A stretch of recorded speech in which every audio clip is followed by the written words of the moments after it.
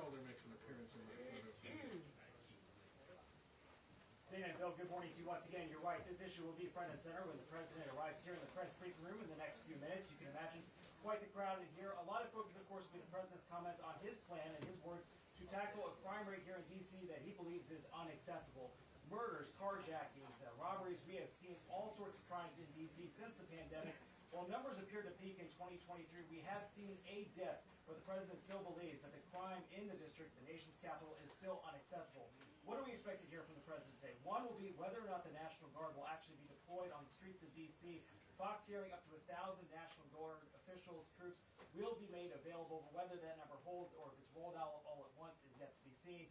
Over the weekend, we saw a number of federal law enforcement agencies, ICE, CBP, FBI, ATF, out on the streets with D.C. Metro Police, also looking into what's happening on a daily basis. Just over the weekend in Navy Yard, it's a beautiful part of D.C., right near where the Washington Nationals play. We saw a fight break out, lots of teenagers, gunshots, and from that we also saw the city impose a juvenile curfew because so much of the focus, Dana, has been on the younger offenders in the district and whether or not the penalties have been too light for those people, 14, 15, 16, who may be committing crimes. I remember we saw a number of carjackings in the last 2 years or so where it was shocking to find out that it would be a 14 or 15-year-old that would rob somebody at gunpoint and, of course, make off with the vehicle as well. We know that the new U.S. Attorney for D.C. has also been urging the City Council to come in and stiffen some of those penalties. But one of the biggest questions also will be about whether or not the President will have such authority to do what he's likely to unveil here. The White House already putting out a fact sheet of what they say is some of the arrests that were made over the weekend with the help of additional federal law enforcement sources. But one of the other questions would be whether or not we see Congress try to rein in some of D.C.'s self-governing authority that dates back several decades. It's something that Republicans up on the Hill have talked about for a long time, but may not have had the votes to do just that. D.C. has a Democratic mayor, Muriel Bowser, who had been critical of Trump in the past, especially after what happened in early of 2021. But since then, they seem to have found somewhat of a working relationship. She was on another network over the weekend in which she said that the President would be in his authority to send the National Guard out to help with D.C. police, to help with law enforcement. But we've also heard from other D.C. officials, including the sole delegate of D.C. up on Capitol Hill, who believes she does not believe the President has such authority. So obviously the focus will be on what the President is able to implement, what kind of time frame he's looking at. The White House putting out this fact sheet, basically comparing the murder rate of D.C. to other world capitals, looking at Colombia, looking at London, and whether or not those numbers would be acceptable. There's been a lot of talk also about crime this year compared to years past. D.C. police, as well as the mayor's office, has been trying to point that crime is still down from what they saw just a few years ago, but crime before the pandemic still a major issue, and I'd like to talk about the incidents over the weekend. It is still everywhere, whether you're even just leaving the White House, going up in the National Mall area, 8th Street corridor. If you've been to D.C., there is a lot of this area that is absolutely still under a concern for D.C. police. There's also been a question about resources, how many officers left the force after the pandemic. Dana, we'll see if the President weighs in on this, as well as his upcoming summit with Russian President Vladimir Putin on Friday. Dana. All right.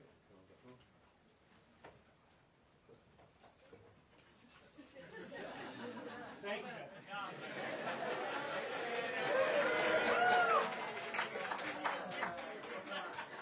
All right, Gabe, no pressure. Next.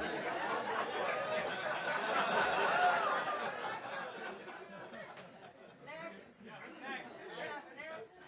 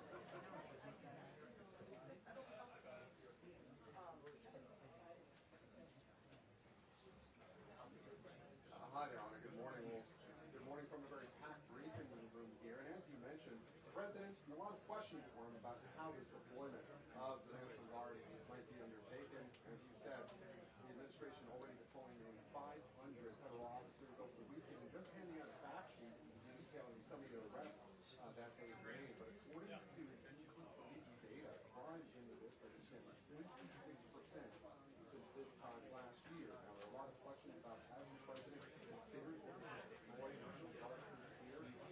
Where might they be deployed? The mayor has been brought into these plans according to a source close to her office.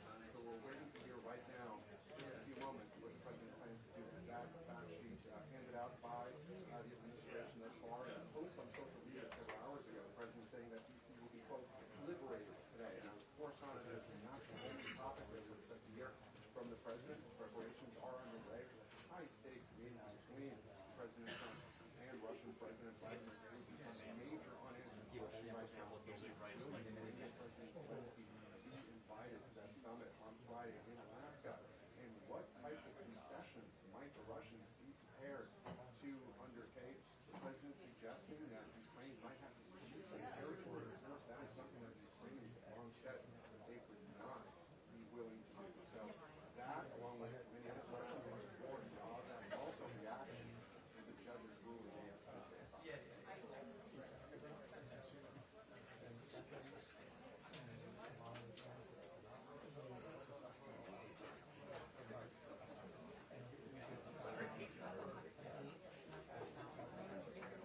So hi,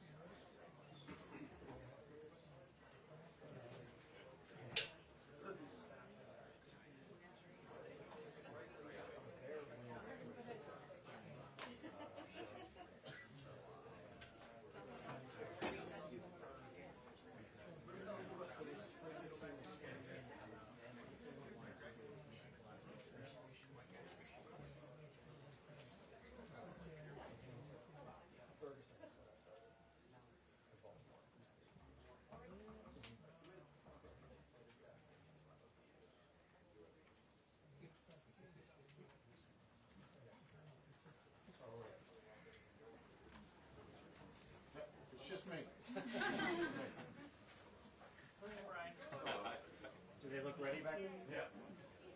No. No. I'll get down there. The camera pan.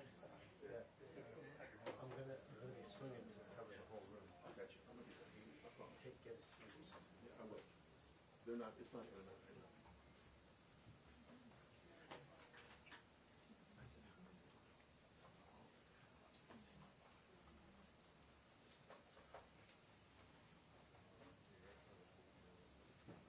I will get out of the way, I promise you. My big head's not gonna block any cameras.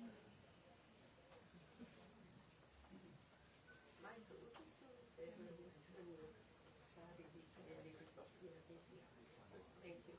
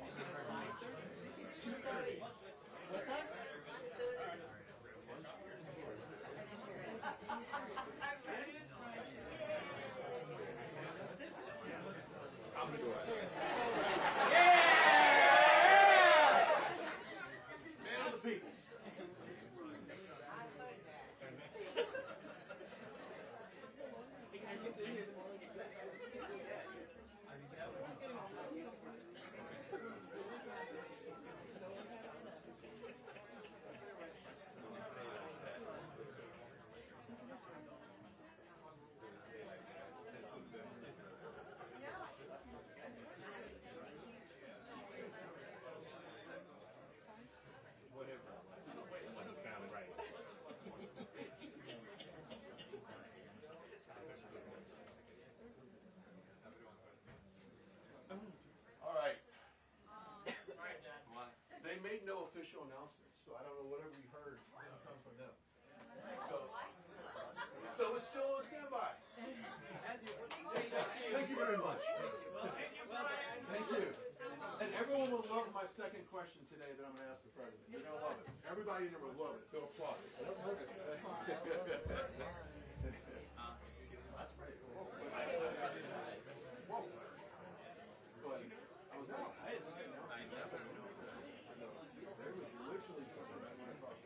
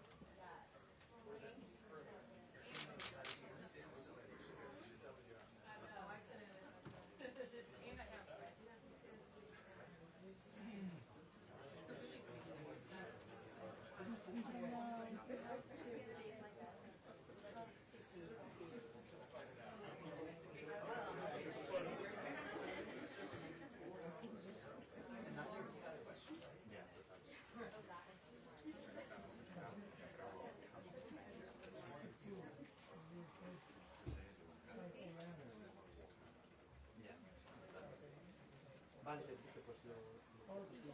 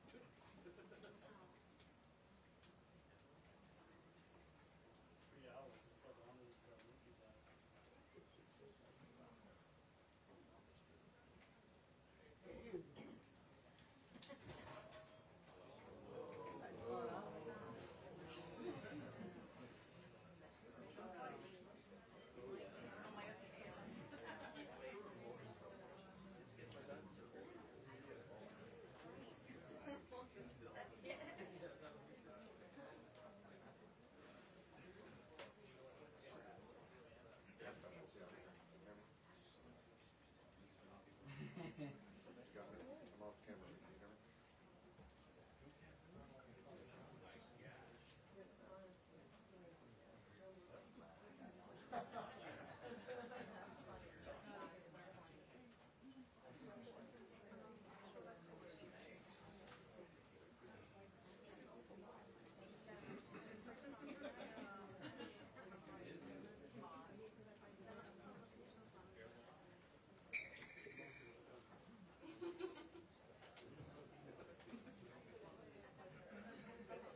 Yeah, check, mic test.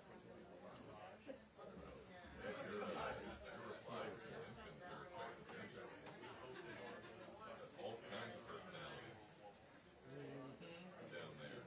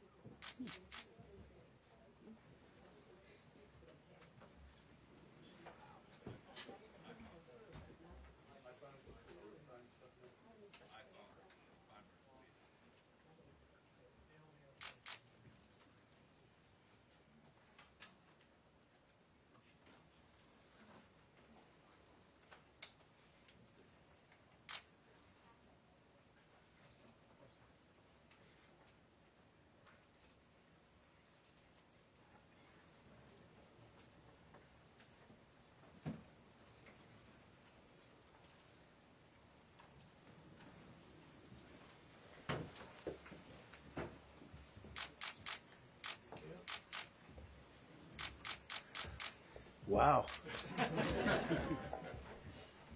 I've been up here a lot. I've never seen a crowd like this. I think we need a ballroom, and that's happening. It's going to be a beautiful ballroom. This is really a lot of people, most I've ever seen in this room. And we're here for a very serious purpose, very serious purpose. Something's out of control, but we're going to put it in control very quickly like we did on the southern border. I'm announcing a historic action to rescue our nation's capital from crime, bloodshed, bedlam, and squalor, and worse. This is Liberation Day in D.C., and we're going to take our capital back. We're taking it back under the authorities vested in me as the President of the United States. I'm officially invoking Section 740 of the District of Columbia Home Rule Act. You know what that is? And placing the D.C. Metropolitan Police Department under direct federal control, and you'll be meeting the people that will be directly involved with that. Very good people, but they're tough, and they know what's happening, and they've done it before. In addition, I'm deploying the National Guard to help reestablish law, order, and public safety in Washington, D.C., and they're going to be allowed to do their job properly. And you people are victims of it, too. You know, you're reporters, and I understand a lot of you tend to be on the liberal side, but you don't want to get mugged and raped and shot and killed. And you all know people and friends of yours that happened. And so you can be anything you want, but you want to have safety in the streets. You want to be able to leave your apartment or your house where you live and feel safe and go into a store to buy a newspaper or buy something. And you don't have that now. The murder rate in Washington today is higher than that of Bogota, Colombia, Mexico City, some of the places that you hear about as being the worst places on earth, much higher. This is much higher. The number of car thefts has doubled over the past 5 years, and the number of carjackings has more than tripled. Murders in 2023 reached the highest rate probably ever. They say 25 years, but they don't know what that means because it just goes back 25 years. Can't be worse. Our capital city has been overtaken by violent gangs and bloodthirsty criminals, roving mobs of wild youth, drugged-out maniacs and homeless people. And we're not going to let it happen anymore. We're not going to take it. Just like we did on our southern border. Nobody comes through our southern border anymore. 3 months in a row, we had zero. I don't know if that's right, but the people that do the work, it's a very liberal group of people, actually, and they actually said zero for the last 3 months. Nobody thought a thing like that was possible. And, you know, when you say take a look at numbers, I just saw some charts. These are different cities throughout the world. Red is, okay, the red is a place called Washington, D.C. Look at these. Baghdad is, we doubled up on Baghdad. Panama City, Brasilia, San Jose, Costa Rica, Bogota, Colombia, heavy drugs. Mexico City, I mentioned, Lima, Peru, all double and triple what they are. So do you want to live in places like that? I don't think so. I don't think so. And I think the people in this room, if you wrote correctly, you'd see, look at the kind of numbers we have. D.C., 41 per 100,000, number one that we can find anywhere in the world. Other cities are pretty bad, but they're not as bad as that. Is that where you want to live? The reporters of the world? Juvenile offenders and crimes against persons, as they say. It's getting worse. Not getting better, it's getting worse. And we had a recent indication. There was a story about a man who was just left. He quit because he was asked to do phony numbers on crime. And we're going to look into that. I think Pam is going to be looking into that. But he was asked by the city, I guess, that we don't want to show the real numbers. Let me do numbers so it looks like it's going down. Not going down. And under Biden, it was a disaster. And nobody did anything about it. We're going to do things about it like you wouldn't believe. Every American has a constitutional right to be able to access and petition their government in safety, and countless federal officials and employees likewise have the right to carry out their jobs in peace without being shot. As you know, I lost a very good person a while ago, was shot waiting for his wife. He was in the car. They robbed his car. They shot him. They killed him like it was nothing to it. She was walking to the car. It's a horror show. This issue directly impacts the functioning of the federal government and is a threat to America. Really, it's a threat to our country. We have other cities also that are bad, very bad. You look at Chicago, how bad it is. You look at Los Angeles, how bad it is. We have other cities that are very bad. New York has a problem. And then you have, of course, Baltimore and Oakland. We don't even mention that anymore. They're so far gone. We're not going to let it happen. We're not going to lose our cities over this. And this will go further. We're starting very strongly with D.C., and we're going to clean it up real quick, very quickly, as they say. Days ago, a former member of the DOJ staff was savagely beaten by a band of roving thugs after defending a young woman from an attempted carjacking. He was left dripping in blood. He thought he was dead, with a broken nose and concussion. Can't believe that he's alive. He can't believe it.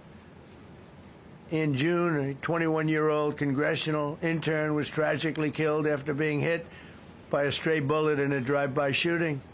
A former Trump administration official named Mike Gill, fantastic person, was murdered last year in cold blood in a carjacking blocks away from the White House. We all knew him. Great person. Waiting for his wife as she was walking to the car. A Democrat congressman was also carjacked at gunpoint not far from the Capitol. And in 2023, an aide to Senator Rand Paul was stabbed in the chest and head by a demented lunatic as he walked down the street, just absolutely for no reason.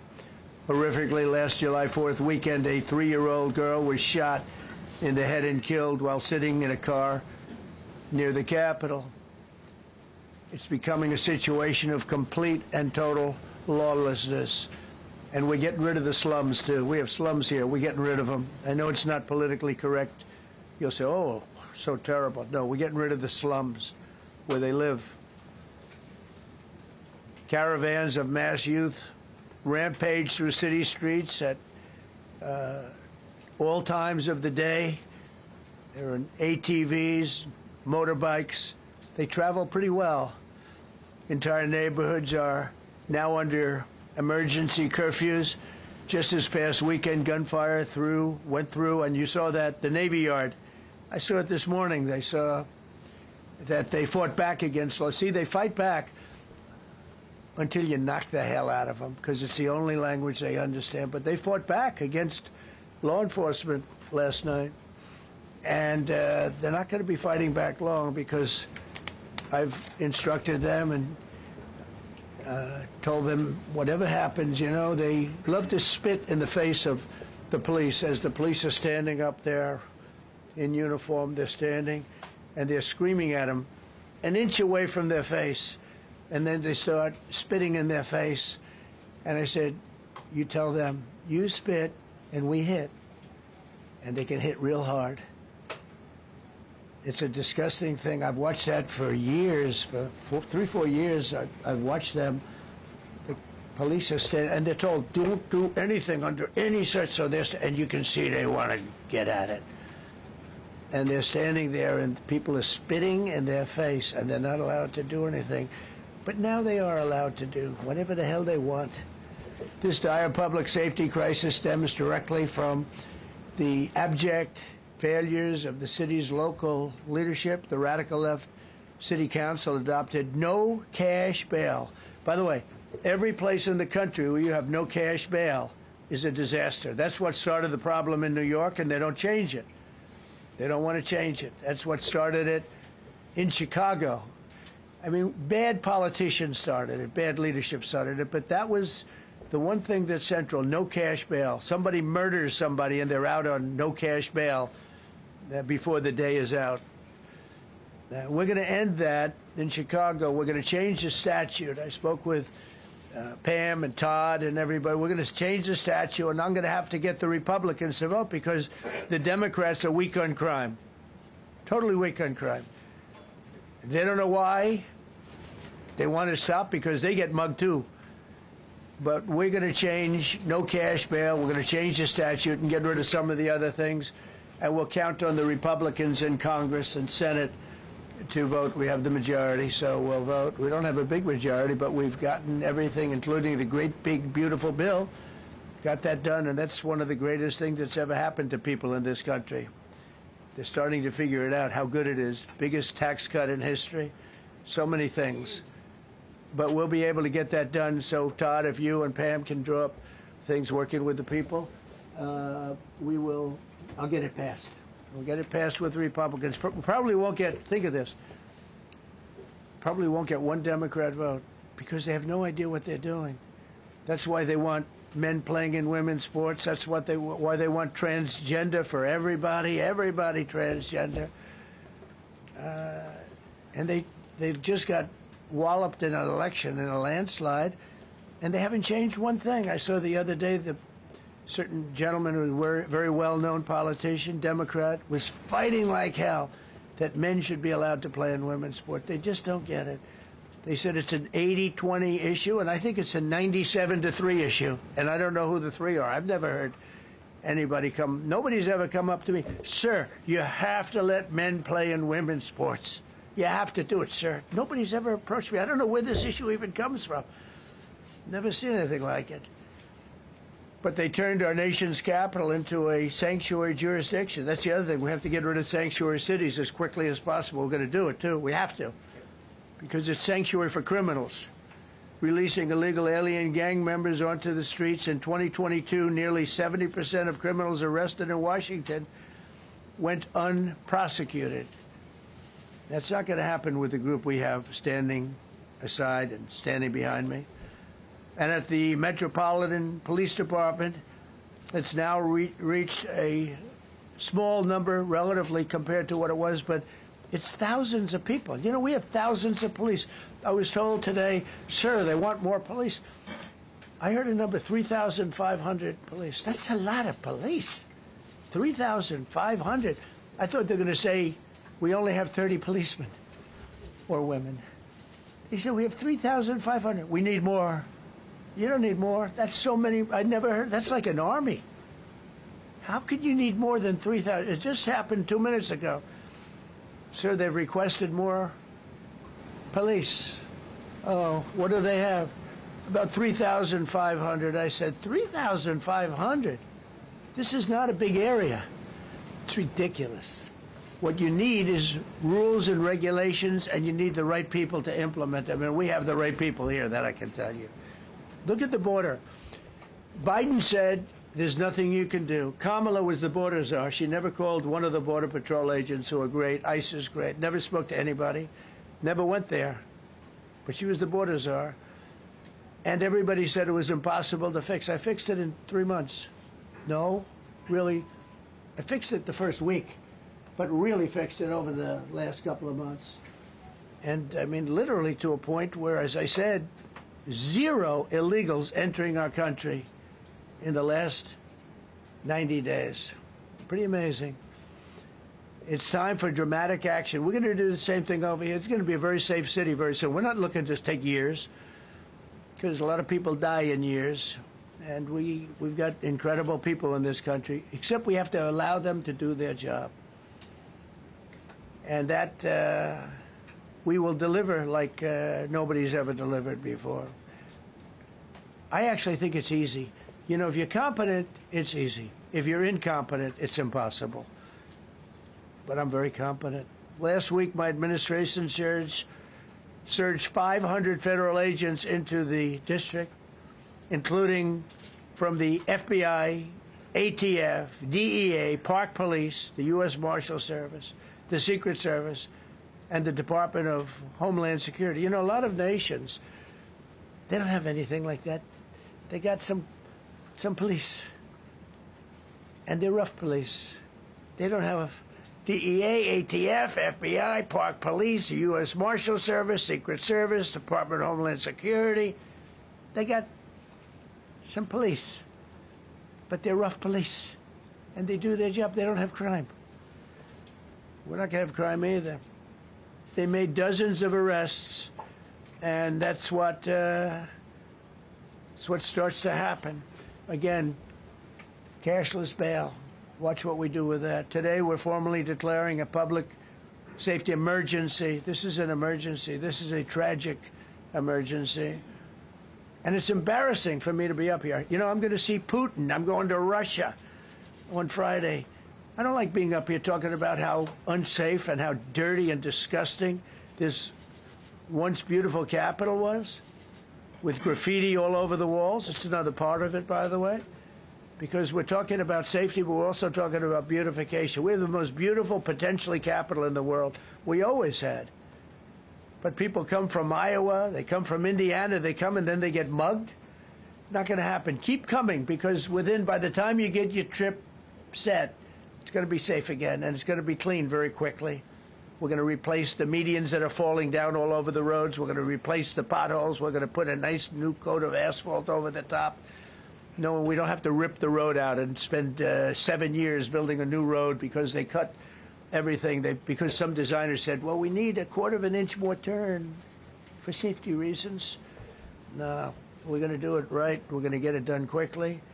So today we're declaring public safety emergency in the District of Columbia. And Attorney General Pam Bondi, who's fantastic, is taking command of the Metropolitan Police Department as of this moment.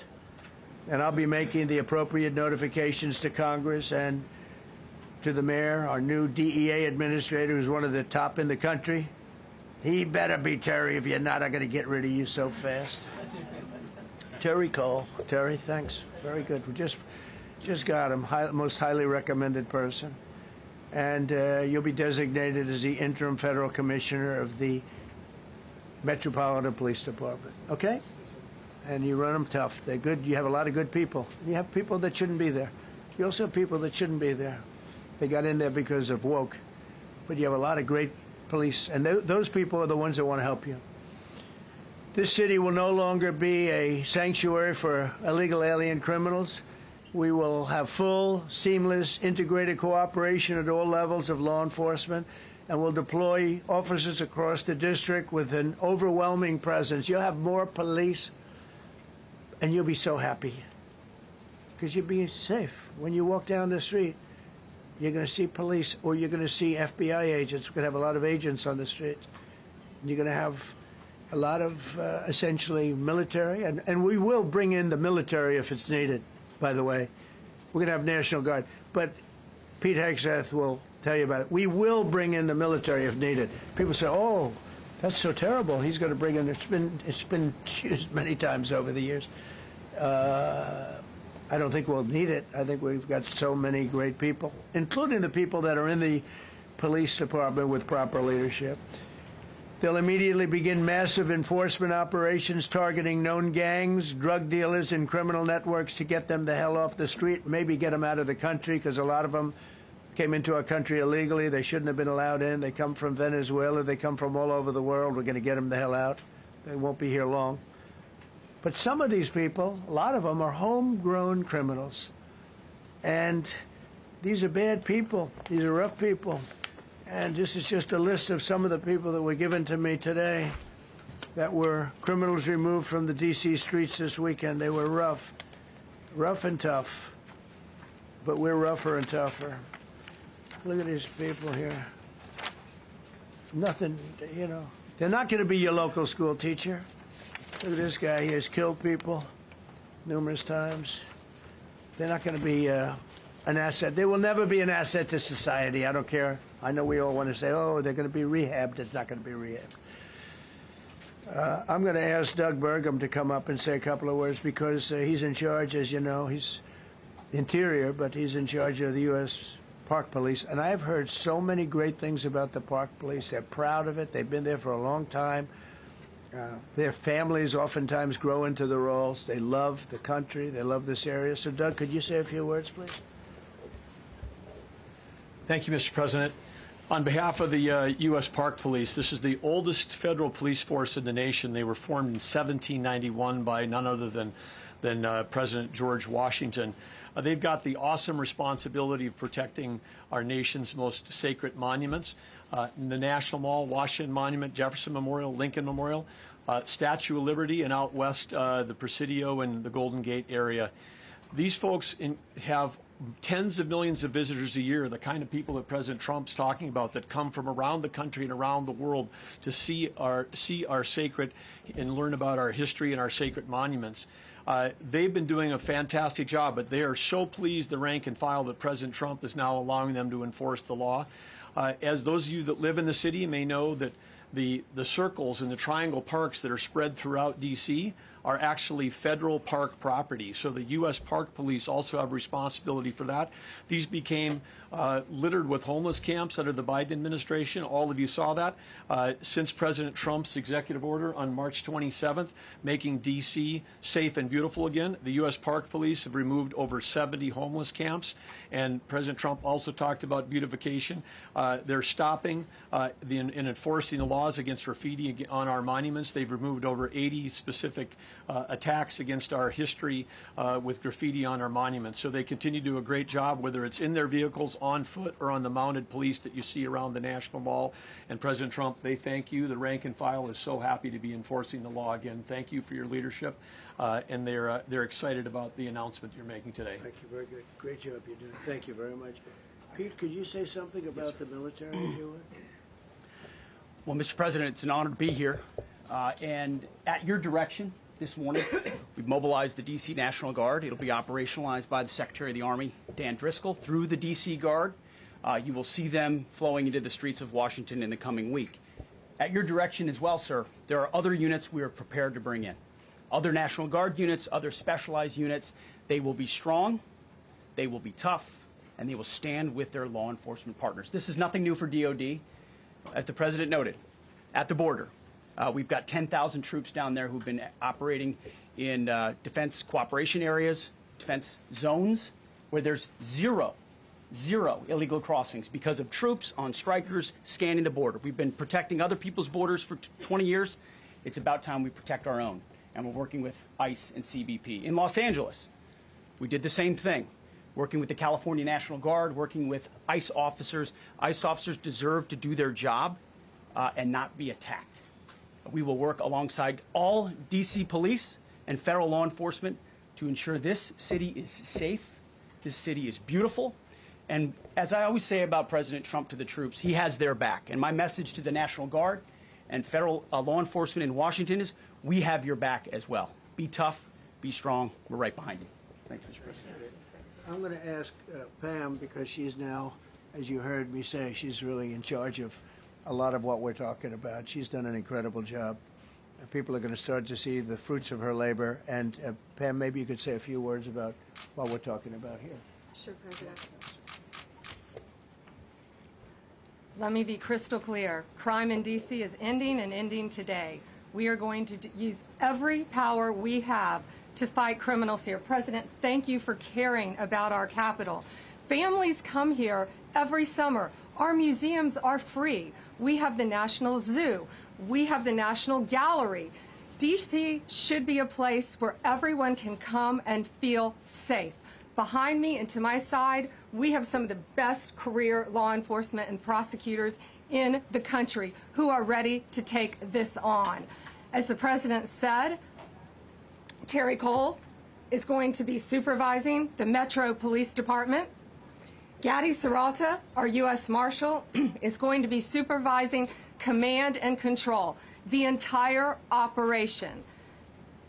Our Deputy Attorney General, Todd Blanche, and I will be working with them closely, along with our great FBI Director, Kash Patel. Kash is going to talk to you in a minute about what we did in Virginia recently with Governor Youngkin. Many of you covered that, and it was tremendously successful. Not only that, our secret weapon here in D.C. is U.S. Attorney Jeanine Pirro, one of the toughest prosecutors and a former judge. And she is going to be talking about juvenile crime, how it's out of control here, and what she's going to do to fight back. No more crime rampant in our beautiful capital. No more teenage girls beating a disabled man to death. No more of that. No more drive-bys. We're going to do everything we can. And working with the ATF Director Driscoll and Commander of the Army, we're going to all work together. That's what we all do in this room. We work together. We fight. Do not underestimate one person in this room. We're going to make D.C. beautiful. We're going to make D.C. safe again. One other thing, just at the wharf a few days ago, the area of the wharf, Terry Cole reached out to me, not even nightfall, on the weekend, where so many families and tourists go. A guy's overdosing from fentanyl on a park bench in the middle of families around. They administered Narcan and saved his life. No more of that. The President of the United States is going to clean up D.C., and we're going to be there to help him, and we're going to be successful. Thank you. Thank you. Cash, talk about Northern Virginia. If you were Northern Virginia, we had a big success. Thank you, Mr. President. Thank you, Attorney General Bondi, for your leadership, Deputy Attorney General, and the rest of our interagency partners. Mr. President, the following is what happens when you let good cops be cops, and I just want to highlight that before I get into Northern Virginia. This year alone, under President Trump's administration, we've had over 4,000 child victims identified and found. That's a 33% increase from the same time period last year. 33% increase. We've had a seizure of 1,500 kilograms of fentanyl up to this date. That is a 25% increase since the same time period last year. And just to put it in perspective, 1,500 kilograms of fentanyl is enough to kill 115 million Americans. 115 million Americans. Cops are getting after it. The FBI has arrested 19,000 people this year alone. Thanks to President Trump's administrations, that's double than where we were this time last year. And we have also arrested 1,600 people who have committed violent acts against children. 270 of them are human traffickers of children. Mr. President, this is what happens when you have great leadership at the Attorney General with Pam Bondi, your administration's priority of protecting the homeland and protecting American citizens and protecting our children, and the murder rates are plummeting. We are now able to report that the murder rate is on track to be the lowest in U.S. history, in modern recorded U.S. history, thanks to this team behind me and President Trump's priorities. And how do we do it? And what are we going to bring to D.C.? What we did in Northern Virginia, thanks to Terry Cole and Governor Youngkin and the team, we stood up a task force out in my Northern Virginia field office, and we said, let's let good cops be cops, let's get them the intelligence and what they need, and let's get the red tape out of their way, and let's get DOJ partnered up with us to bring great prosecutions, and that's exactly what we did. In 1 month, we arrested 545 violent felons. 545 in the state of Virginia, thanks to Governor Youngkin's partnership. And that simplicity in law enforcement is what's coming to Washington, D.C. When you let good cops be cops, when you give them the intel they need, when you work with our Homeland Security Task Force, when you work with Terry and Gaddy and I go way back to Miami, these guys are great leaders of the respective departments and law enforcement capacities. And when you have the DOJ and President Trump driving behind this mission, we are going to clean up Washington, D.C., and we're going to do it the right way, the lawful way, and we're going to make sure Washington, D.C. is safe again. Thank you, Mr. President. Thank you, Attorney General. Thank you very much. Thank you, Cash. So the process begins right now. It actually started over the weekend, and we confronted a lot of very bad people. But it's going to be something that will be pretty amazing to you as you watch it. And I think most of you say it's a beautiful thing to do it right. We're going to be removing homeless encampments from all over our parks, our beautiful, beautiful parks, which now a lot of people can't walk on. They're very dirty, we got a lot of problems. But we've already started that. We're moving the encampments away, trying to take care of people. Some of those people, we don't know how they even got there. Some of those people are from different countries, different parts of the world. Nobody knows who they are. They have no idea, but they're there. We're getting rid of the people from underpasses and public spaces from all over the city. There are many places that they can go, and we're going to help them as much as you can help. But they'll not be allowed to turn our capital into a wasteland for the world to see. The Metropolitan Police Department and the federal authorities will be supported in the effort, a really big effort, the 800 D.C. National Guardsmen that we'll put on, and much more if necessary, much more. You remember I said, I offered 10,000 once. Remember I said to a certain person, person who I thought always was highly overrated, not very competent, but I said, if you need them, we'll give you 10,000 of the military or the National Guard. They turned me down.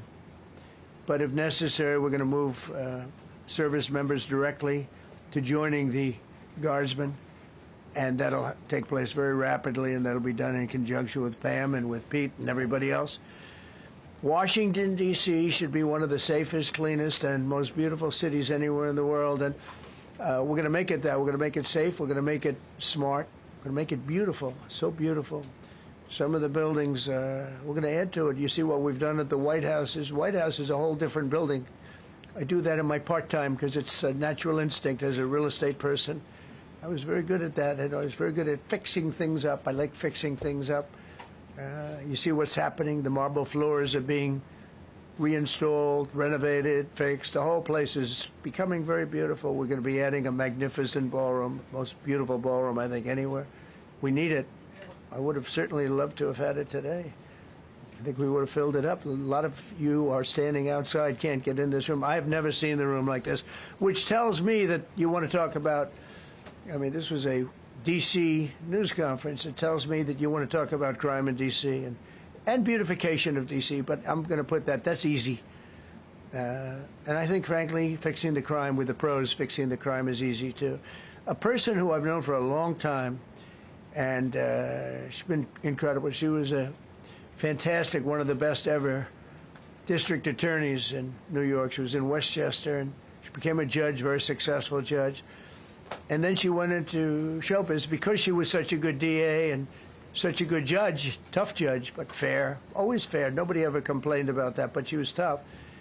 And because of that and her reputation, she went into showbiz. So a lot of people don't, they think of Janine as showbiz. Actually, showbiz was not her thing. And she did great. She was on, along with a couple of other of my friends, on the #1 show. And she did great, but this is what she loves doing. This is really her baby. What she's going to do is going to be incredible. And I'd like to speak for just a few seconds on what she has in mind, what she wants to do. We're going to be appointing some judges. We have some open spots, and we're going to take people, because the judges are letting killers out. They just say, go, that's okay, don't worry about it. So we're putting some, Pam recommended, Todd recommended, some judges that are great. Janine recommended. Janine's given me 3 great candidates already. We have about 10 open spots, so we can probably create some more. We need them. Janine, would you say a few words, please? Thank you very much, Mr. President, and thank you, Madam Attorney General, and to all my partners here. We all want the same thing. We all want a safe city. We want a safe capital. We want to be able to bring our families here. We want to be able to come and enjoy the history that makes this place great. And unfortunately, we are not in that position right now. And Mr. President, I want to thank you for taking the step that we need right now to make criminals understand that they are not going to get away with it anymore. And I'm not going to stand here and go over and over the cases. But what I can tell you is this. I see too much violent crime being committed by young punks who think that they can get together in gangs and crews and beat the hell out of you or anyone else. They don't care where they are. They can be in DuPont Circle, but they know that we can't touch them. Why? Because the laws are weak. I can't touch you if you're 14, 15, 16, 17 years old and you have a gun. I convict someone of shooting another person with an illegal gun on a public bus in the chest, intent to kill. I convict him. And you know what the judge gives him? Probation. Says you should go to college. We need to go after the D.C. Council and their absurd laws. We need to get rid of this concept of, no cash bail. We need to recognize that the people who matter are the law-abiding citizens. And it starts today But it's not going to end today, because the president is going to do everything we need to do to make sure that these emboldened criminals understand we see you, we're watching you, and we're going to change the law to catch you. And my final note is this. These kids understand that the jurisdiction is through the state attorney general, Brian Schwab. I did a poster of the young man from Doge who was beaten bloody with a severe concussion, a broken nose. And then I did a poster of what happens to those kids, because I can't arrest them, I can't prosecute them. They go to family court, and they get to do yoga and arts and crafts. Enough. It changes today. Thank you, Mr. President. Thank you, Gene. You're welcome. Great job. Thank you.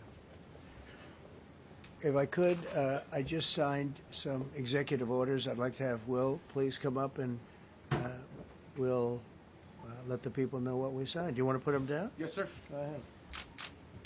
A short while ago in the Oval Office, President Trump signed 2 crucial executive actions to deal with the emergency crime conditions we currently face in the District of Columbia. The first of these was an executive order, as President Trump said before, invoking his powers under Section 40 of the Home Rule Act to take federal control of the D.C. Metropolitan Police Department. Along with that executive order, President Trump signed the statutorily required notification letters to Mayor Bowser and to the relevant House and Senate committee leaders. The second major executive action that President Trump signed was a presidential memorandum directing the Secretary of Defense to utilize the National Guard to address the conditions we see on our streets here in D.C. It also authorized the Secretary of Defense to work with state governors to utilize their National Guard units if necessary as well. These are bold, decisive steps intended to combat the out-of-control crime conditions we've seen on D.C.'s streets for far too long, and I, for one, am deeply proud to be part of an administration that's finally coming to terms with these issues, sir. Thank you very much. Sir. Thank you. So, just to conclude, Washington, D.C. should be one of the safest, cleanest, most beautiful places anywhere in the world. It was years ago. We had one problem that was a pretty big problem. The radical left got out of control, and they started trying to rip down statues. And I said, let's go pass a law real fast. We're going to do it real fast. But we were blocked by the Democrats, who do not want safety. Nobody gets it. I don't get it. They don't get it, because they can't get votes. I don't know how they can win an election with this, but they don't want safety. And I found an old statute, very old, early 1900s, that said if you so much as touch or even think about destroying a statue or a monument in Washington, D.C., you go to jail for 10 years with no probation, no anything. In other words, slightly different than we have today. Today we have cashless bail. There you get jailed 10 years. No curtailed sentence, 10 years. And we took it out. Nobody used it. It was never used because, you know, it was harsh. And you remember they started to rip down the statue of Abraham Lincoln. I said, that's a tough one to rip down. He was pretty good, Pam. I think he was pretty good. When the ropes started going around Abraham Lincoln to pull him down, Andrew Jackson, others, and they were heading to the Jefferson Memorial, Thomas Jefferson. They're going to do a big number there. I said, it's time. And I signed that statute immediately. We had it updated. We made it use the same language, all passed by Congress. And I announced it's 10 years in jail, no probation, no anything, 10 years, no curtail sentence if you touch, so much as touch a statue in Washington, D.C. And it was an amazing sight, beautiful sight. Everybody just left. The ropes were hanging around Andrew Jackson, and there were 2 ropes around Abraham Lincoln. They left the rope, but everybody just left. And that was the last problem we ever had. You know, that was the last problem that we ever had with the statues. They were going wild, and somebody came to me and said, sir, in 1910, I don't want to give you an exact, because you'll say, Donald Trump gave us wrong dates around like early on. if I'm slightly off, they make you sound a little bad. So I won't put myself in that position. I won't put you in that position, because I think everybody agrees with what we're doing today. But when I signed that thing, it was like a miracle. Everybody left. They were gone. They were starting to march down. They started the march toward Thomas Jefferson, and I figured he was always going to be safe. But they found something with him, and they found something with Abraham Lincoln, and even in the name George Washington in California, numerous places changed the name of George Washington High School and various other places. They took George Washington's name. This was a sick, woke culture that I think we've largely ended. And a lot of those people that were woke are now turning out to be the opposite. I won't go so far as to say MAGA. It's a very special category. But they've gotten out of that. But we have people that love this country, and they love this really beautiful capital. It is. I flew over it the other day, and I said, what a beautiful place. But if there's crime all over the streets, when you get there, it doesn't look so beautiful. But we're going to make it beautiful again. We're going to fix it with crime, and we're going to also, as we're doing that, we're going to start doing things that we know how to do, that I know how to do better than anybody, I guess, because of my experience from previous life. But not only are we stopping the crime, we're going to clean up the trash and the graffiti and the grime and the dirt and the broken marble panels and all of the things they've done to hurt this city. And we're going to restore the city back to the gleaming capital that everybody wants it to be. It's going to be something very special. All of these people are really tough. Could I shake your hand, Gaddy, please? You're going to be so important here. You're going to be that guy. I hope I don't have to fire him in 2 weeks because he's too soft. I don't think he's too soft. If I do, I will, though. Is it okay? If you're soft, weak, and pathetic, like so many people, I will fire you so fast. You're not going to have to worry about that. No, I think you're going to do a fantastic job. And everybody in this room, they may not express it, but they all want that to happen. They want to be safe, and they have families too. So it's an honor to have such a large group. I've done this for years now, hard to believe. I've never seen this room so packed. In fact, I'm sure it's a violation of every fire code. But we'll let you stay anyway. You're taking a chance. And with that, we'll say, maybe if you could, oh, wow. We could be here all day long. If we could keep the first questions, perhaps, to this subject, and then we'll go on to a few others. Please. Mr. President, thank you so much. Can you talk about how personal of an issue this is? You talked about flying over the Washington Monument and seeing the pride of what D.C. is, and do you believe that the status of the city, the cleanliness, the way that crime is low, is a direct reflection on how the country is run? Yeah, I do. I think the Capitol, look, everyone comes here. They're all coming. All the leaders, they're all wanting to come. And I say it, I've said it again, but I'm really just quoting other leaders from NATO, from the Middle East, King of Saudi Arabia, Qatar, UAE. I was over there. We brought back $5.1 trillion of investment into our country. But a month and a half ago, I was at NATO.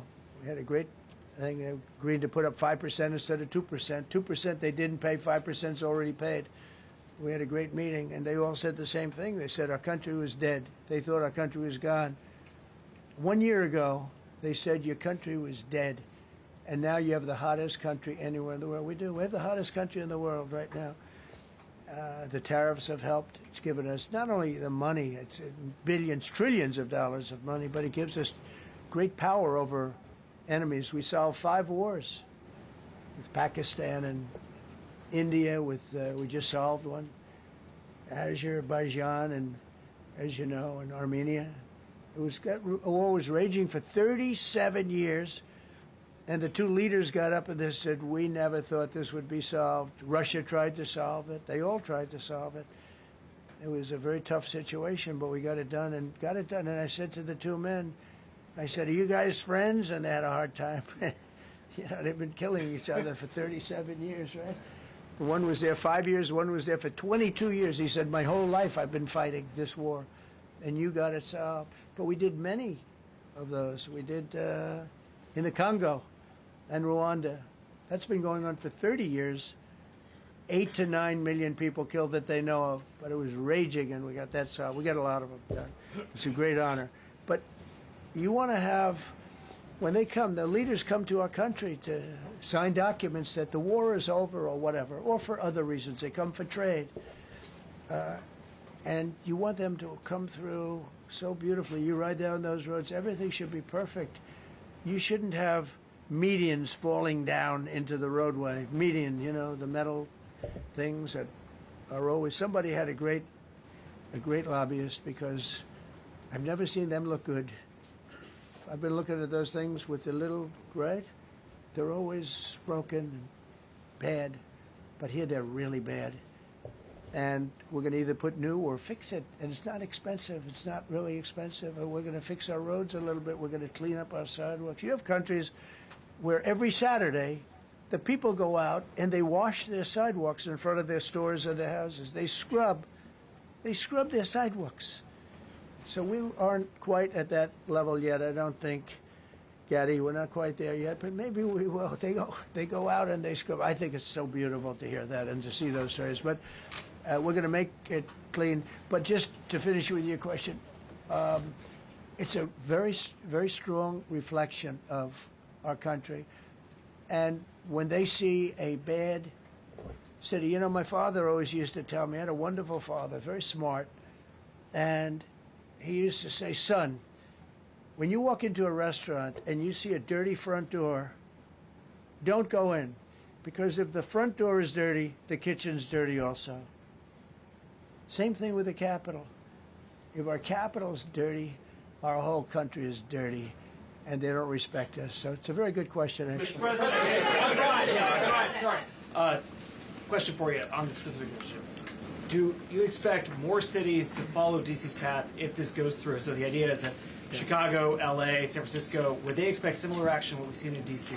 And the other question, sir, there's reporting that the administration is going to reclassify marijuana. Would that send mixed messages that if marijuana is okay, some drugs are okay, but we're trying to clean up crime? How do they go hand in hand? We're only looking at that. That's early, but you know, somebody reported it, which is fine. We're looking at it. Some people like it. Some people hate it. Some people hate the whole concept of marijuana because if it does bad for the children, it does bad for people that are older than children. But we're looking at reclassification, and we'll make a determination over the next, I would say, over the next few weeks. And that determination hopefully will be the right one. It's a very complicated subject, the subject of marijuana. I've heard great things having to do with medical, and I've had bad things having to do with just about everything else. But medical and, for pain and various things, I've heard some pretty good things. But for other things, I've heard some pretty bad things. The other part of your question, I mean, we're just going to see what happens with it all. We're going to have a tremendous success in what we're doing. Other cities are hopefully watching this. They're all watching, just like everyone's watching here. They're all watching, and maybe they'll clean up, and maybe they'll do this and get rid of the cashless bail thing and all of the things that caused the problem. I mean, if you go back, this whole thing with cashless bail is a disaster. So many problems came that we never had before. So they're watching us today, and if they don't learn their lesson, if they haven't studied us properly, because we're going to be very successful. I have zero doubt about that. It's going to be. It's a question of will it be really fast, like the border. You know, everyone said, they used to say, Biden used to say, I need legislation. I didn't get any legislation. I called up our people, and we did a great job. Tom Homan was great. As you know, our secretary did a great job. They did a great job. There's no games. They didn't play games.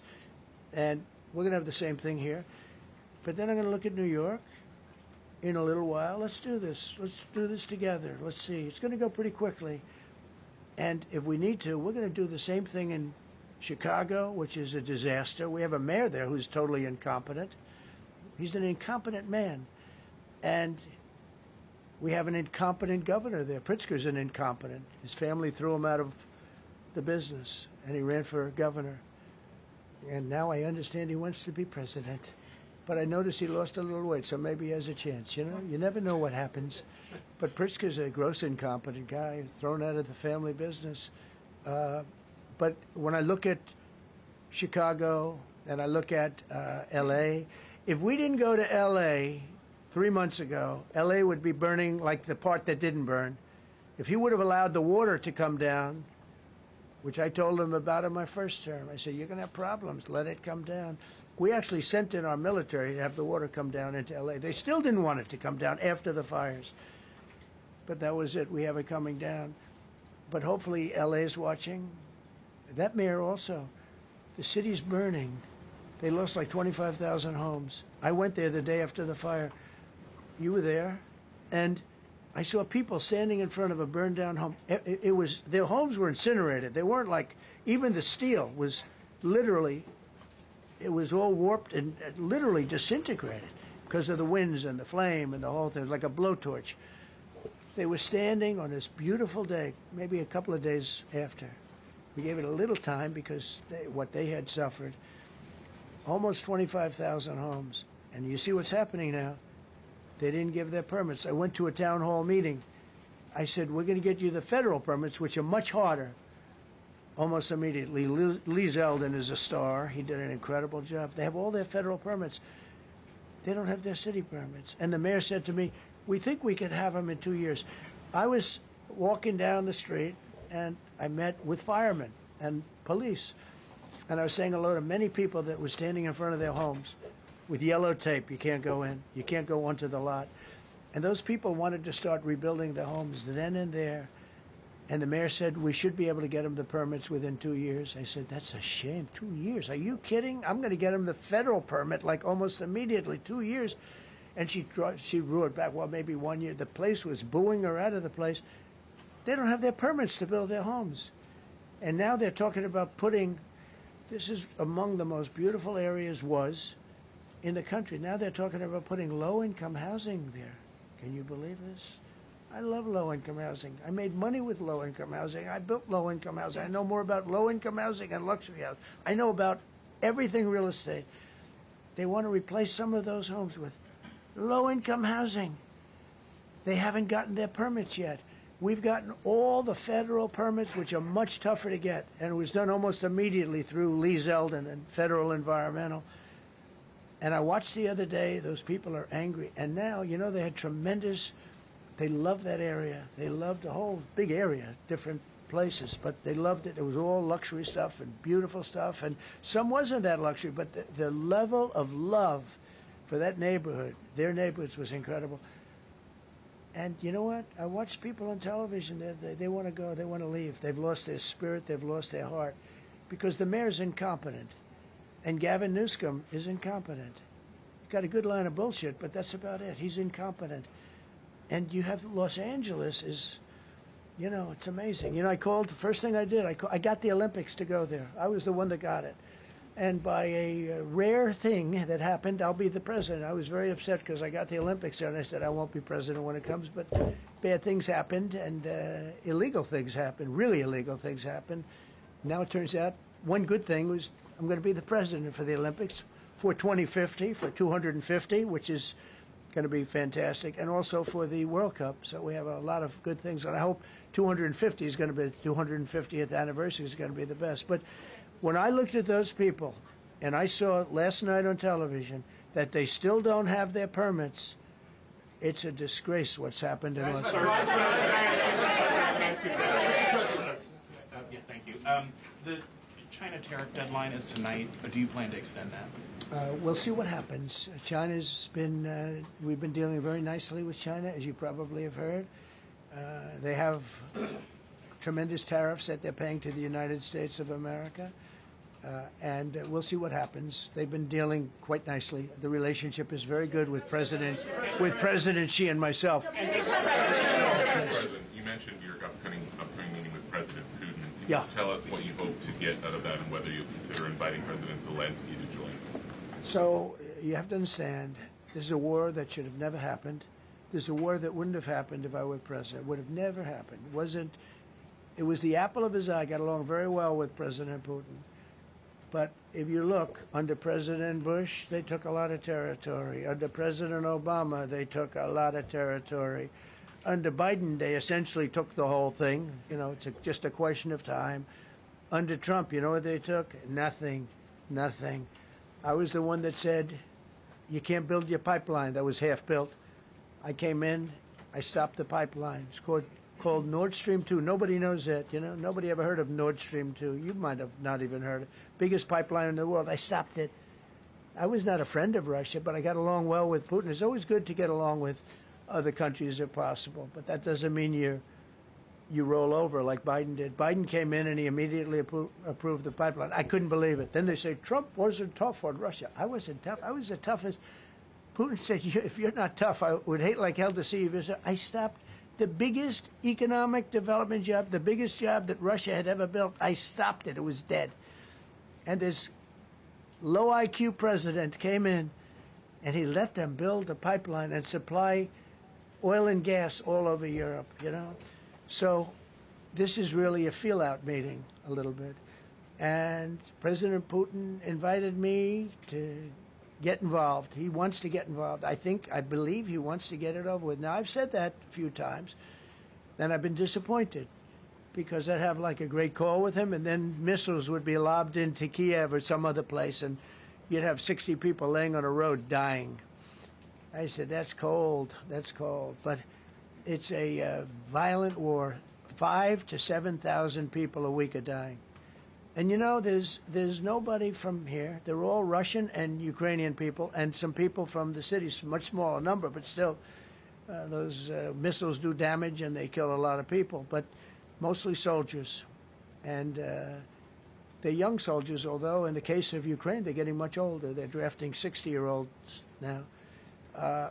It's a terrible thing to witness, and I think I have an obligation. Look, this is Joe Biden's war. This is not my war.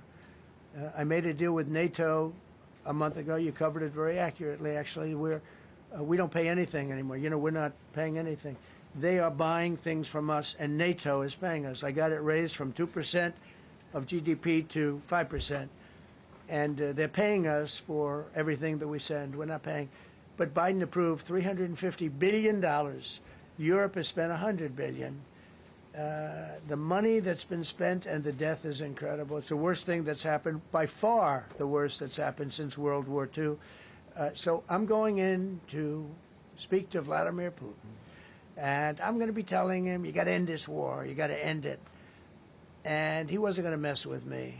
This war would have never happened. You know, we had a discussion about it one time, and we never had that discussion again. Would have never happened. And when the election was rigged, and then Biden took office, which was barely took office, the auto pen took office, bad things started happening. Bad things, stupid things were said. And it ended up in a war. And you know, and I don't believe this will happen anymore because I have that pretty well covered. This could end up in a third world war. This could have been a third world war. I don't think that's going to happen now. But I thought it was very respectful that the president of Russia is coming to our country as opposed to us going to his country or even a third-party place. But I think we'll have constructive conversations. Then after that meeting, immediately, maybe as I'm flying out, maybe as I'm leaving the room, I'll be calling the European leaders who I get along with very well. And, you know, I have a great relationship, I think, with all of them. And I get along with Zelensky, but, you know, I disagree with what he's done. Very, very severely disagree. This is a war that should have never happened, wouldn't have happened. But I'll be speaking to Zelensky. The next meeting will be with Zelensky and Putin, or Zelensky and Putin and me. I'll be there if they need. But I want to have a meeting set up between the two leaders. I was a little bothered by the fact that Zelensky was saying, well, I have to get constitutional approval. I mean, he's got approval to go into war and kill everybody, but he needs approval to do a land swap because there'll be some land swapping going on. I know that through Russia and through conversations with everybody to the good, for the good of Ukraine. Good stuff, not bad stuff. Also, some bad stuff for both. So there's good and there's bad. But it's very complex because you have lines that are very uneven. And there'll be some swapping. There'll be some changes in land, and the word that they will use is, they make changes. We're going to change the lines, the battle lines. Russia's occupied a big portion of Ukraine. They've occupied some very prime territory. We're going to try and get some of that territory back for Ukraine. But they've taken some very prime territory. They've taken largely ocean, in real estate we call it oceanfront property. That's always the most valuable property. If you're in a lake, a river, or an ocean, it's always the best property. Well, Ukraine, a lot of people don't know that Ukraine was largely 1,000 miles of ocean. That's gone. Other than one small area, Odessa, it's a small area. There's just a little bit of water left. So I'm going to go and see the parameters. Now, I may leave and say, good luck, and that'll be the end. I may say this is not going to be settled. I mean, there are those that believe that Putin wanted all of Ukraine. I happen to be one of them, by the way. I think if it weren't for me, he would not be even talking to anybody else right now. But I'm going to meet with him. We're going to see what the parameters are. I'm then going to call up President Zelensky and the European leaders right after the meeting, yeah. And I'm going to tell them what kind of a deal. I'm not going to make a deal. It's not up to me to make a deal. I think a deal should be made for both. I think Russia has to get back into building their country. It's a massive country. I think they have 11 time zones, if you can believe it. It's a massive, it's by far, from the standpoint of land, it's by far the largest.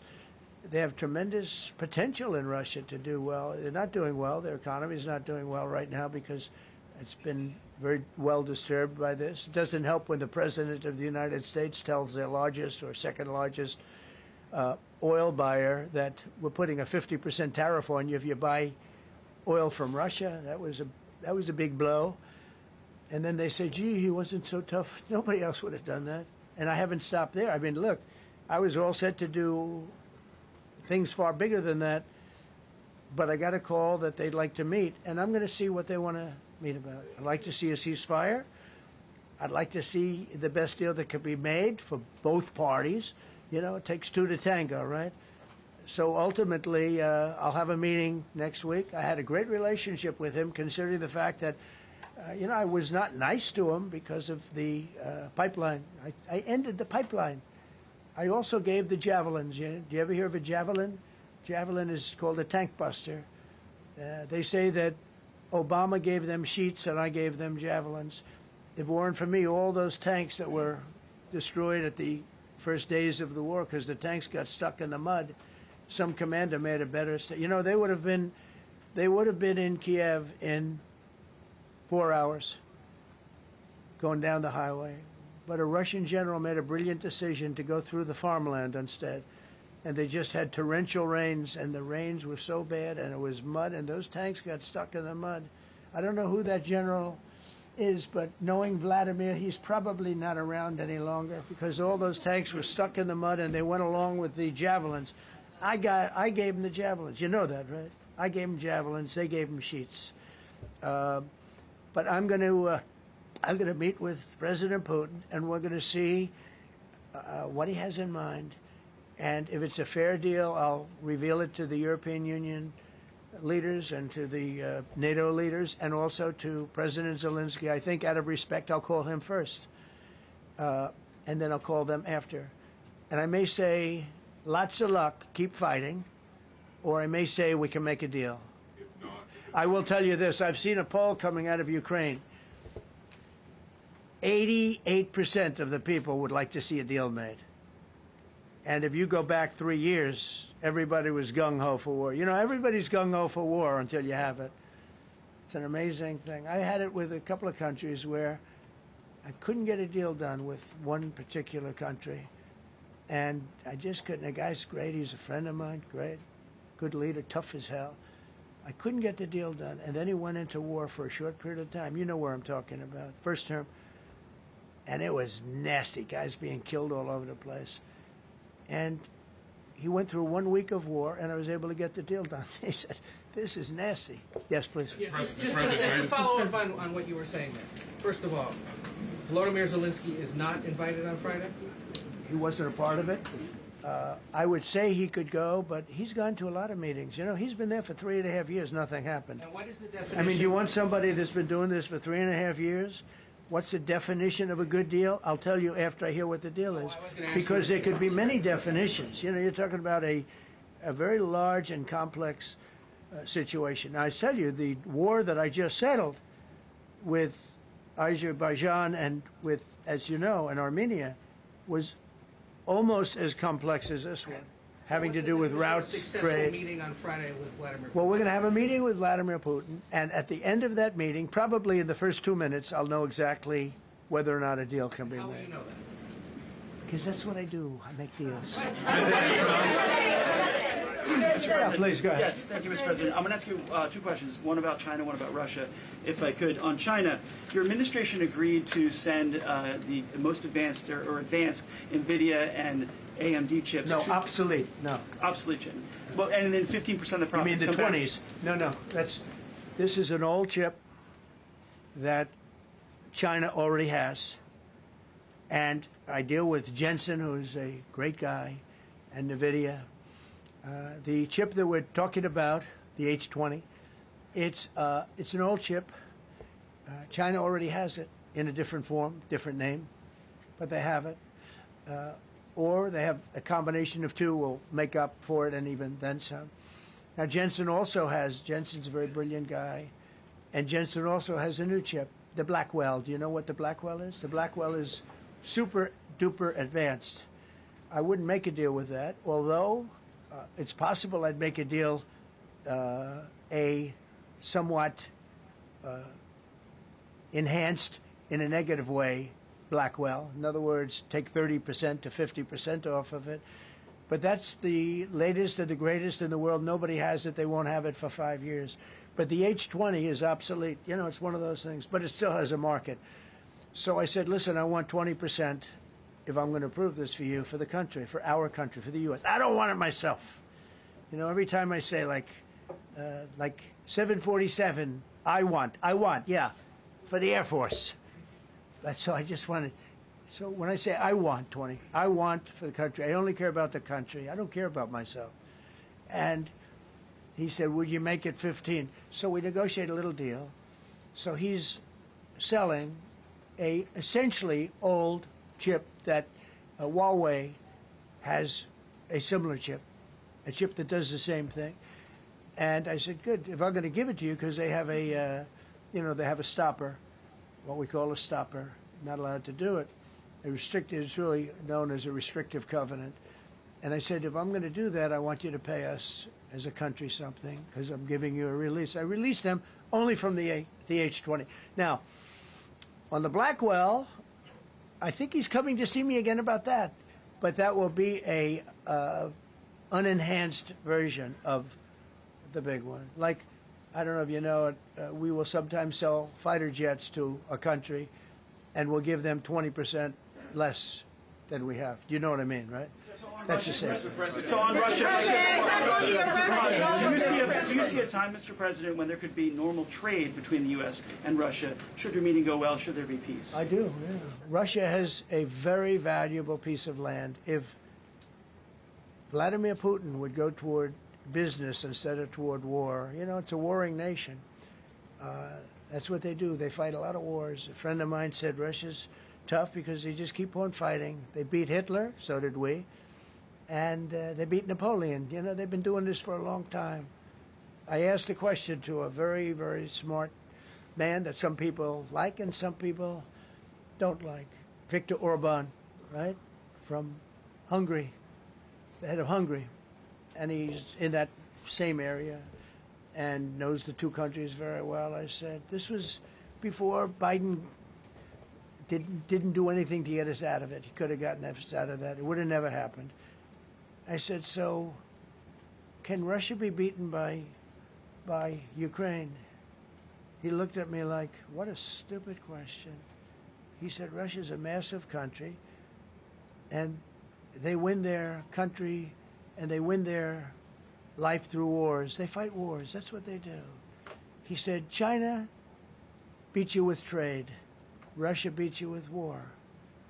That was a very interesting statement. China's not beating us with trade, not when I'm in charge. But they were beating Biden with trade, but they never beat us with trade. Don't forget, China had to pay $400 billion worth of tariffs when I was last time. That was last time. And if we didn't have COVID, all of this stuff we would be loaded. We're finding hundreds of billions of dollars of cash is pouring into our country now because of tariffs. And all we're doing is we're doing what they do to us. It's so beautiful to see it. They found last month, as you saw, $25 billion of excess cash flow. They're saying, where did it come from? I said, I'll tell you where it came from. It came from a place called tariffs, and we're doing very well. We're really doing well. But I expect to have a meeting with Putin that I think it'll be good, but it might be bad. And I'm here for one reason, to get rid of a war that somebody else started. Should have never happened. And if I could end it, great. Complex war, a lot of bad blood, But Zelensky's been there for 3.5 years. So if you put him in a room, now I will say this, ultimately I'm going to put the two of them in a room. I'll be there or I won't be there. And I think it'll get solved. Yeah, please be happy. Thank you, Mr. President. Excuse me, I'm going to suggest, because do you have any other questions on DC? Because I don't want them to be.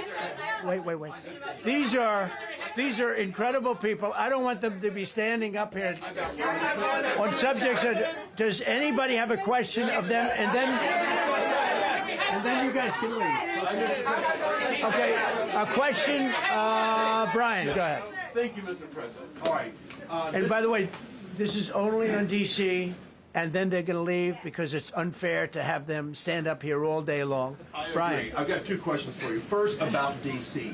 This is personal for me as well. Last year, I was robbed on the streets by one of these teenage thugs. Had a gun, got away with it. Let's talk about the effort that between law enforcement, prosecutors, and judges, because it's a recycling belt. Like, these kids go, they don't fear the police. They know it. If you talk about how we've got to get these judges and put these kids behind bars, right. Adult crimes deserve adult penalties. And my second question, I'll after you answer that, please. You want me to answer it? Whoever wants to take it. Okay. It's real. Do you want me to answer it? Go ahead. Here's the problem. Assuming that they're 17 years, older than 17 years old, I can get the case. If they're under 18 years of age, I can only get the case if it's murder, rob one, rape, even if they shoot a gun but don't kill you, I can't get it. So the law has to be changed. As the president said, cashless bail. That has to be changed. All right, then, even assuming I get the case, I get jurisdiction, I get a conviction, the D.C. Council has given the judges the ability to give probation on shootings. And so then it's up to them. All of these things, the Youth Rehabilitation Incarceration Reduction Act, and now they want to seal records. So if we work hard, we get a conviction, they want to wipe it out. So that needs all to be changed. Okay, Mr. Question. Pam, would you answer that also?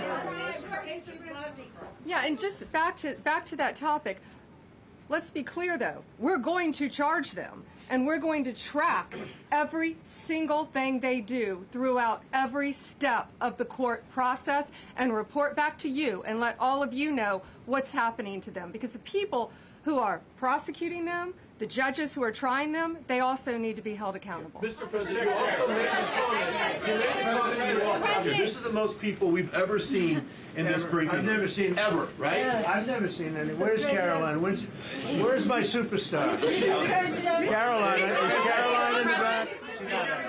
Where's Caroline? Come here, Caroline. Come here, Caroline. Come here. Is she doing a good job, by the way? Come here, Caroline. Is this the largest crowd that you've ever seen? This is definitely the most packed briefing, and I think all of you would agree. I think it's why we need to build a ballroom. Mr. President, I have a better idea. All right, Brian, go ahead. My question is this. You're building the big, beautiful ballroom. Yeah. Could we build a big, beautiful briefing room, updated technology, more seats? I don't want to do that. I don't want you to be comfortable. So no, I don't want to make life comfortable. So look, look. Let's just do this. Let's do this. It's going to be a big thing. We're going to Russia. That's going to be a big deal. What happens, happens. I'll let you know what happens. You'll be the first to know. I'll be calling the European leaders. I'm going with totally. I mean, we have a lot of talks. They're great people. They're great leaders, actually, and they want to get back. Honestly, as one of them said, I've OD'd on trying to settle Ukraine. They've OD'd, meaning they've overdosed on the settlement of Ukraine. Not a nice expression, but boy, is it accurate. They're tired of it. They want to get back to spending money on their countries. You know, Biden gave them $350 billion. Europe gave $100 billion. It should be much more than that. It shouldn't have been that kind of, they should have had equalization, but they didn't. But you know what? Still a lot of money. They want to get back to building their own countries. They really want it resolved. My relationship with the European leaders, as you saw, is extremely good. It's perfect. It's beautiful. Wait. And we're going to try. I'll be in touch with them. I have 5 of them call me. You think it's easy? There are a lot of European leaders, but they rely on me. Very much rely on me. If it wasn't for me, this thing would never get solved until the last person breathing is dead. Would you talk to them before? Mr. President. Yeah, I do. I'm talking to them right now. So I'm talking to the European leaders. I'll be talking to President Zelensky. I'm going to get everybody's ideas. I go into that thing fully loaded right up there, and we're going to see what happens. Now, I think one of 2 things is going to happen. It's going to be a good meeting, and we'll go a step further. We'll get it done. I'd like to see a ceasefire very, very quickly. Very quick. I'd like to see it immediately, but I'd like to see it very quickly. And we're going to be dealing with the European leaders, and we're going to be dealing with President Zelensky, and hopefully we're going to have a great success. As far as this, what we did today, and I think you were here for D.C. more so than even Russia, because Russia will be, we have a couple of days to go, but the Russia is going to be very interesting. But to me, what is very exciting, and we're going to take back our capital. We're going to make it beautiful again, but we're going to make it, more importantly, safe again. It's going to be so safe. It's going to be a model. And then we'll look at other cities also. But other cities are studying what we're doing. And you have some capable people in other cities. They can do it too. But we have a great group of professionals. We're going to have a safe, beautiful capital, and it's going to happen very quickly. Thank you all. Thank you all very much.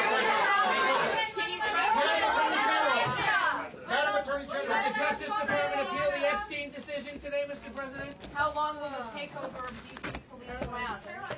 We'll see you guys tomorrow. We'll have another briefing. We'll see the National Guard on their streets. All of them. Will we get more prisons out of this, sir?